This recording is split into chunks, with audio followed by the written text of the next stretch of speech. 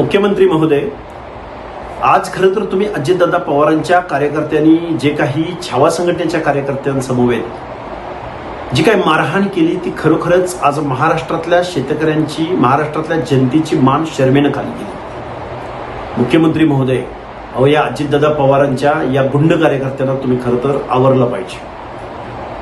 मुळात अजितदादा पवार यांच्याच निर्णयांना तुम्ही आवरलं पाहिजे, अजितदादा पवारांनाच तुम्ही आवरलं पाहिजे। त्याचं कारण असं आहे की अजितदादा पवारांनी या महाराष्ट्रामधल्या आदिवासी, ओबीसी, दलित समाजाचा निधी वेगळ्या कारणांसाठी वळवला।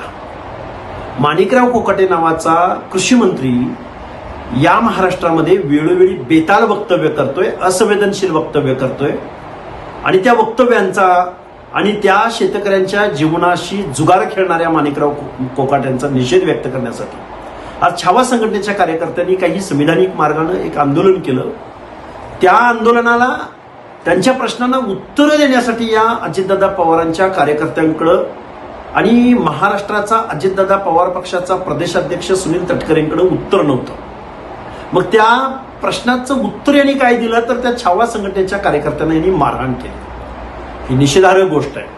फडणवीस साहेब, या अजितदादा पवारांना आवरा, त्यांच्या कार्यकर्त्यांना आवरा, नाहीतर तुमचं जहाज हे निश्चित समुद्राच्या तळाशी घेऊन गेल्याशिवाय राहणार।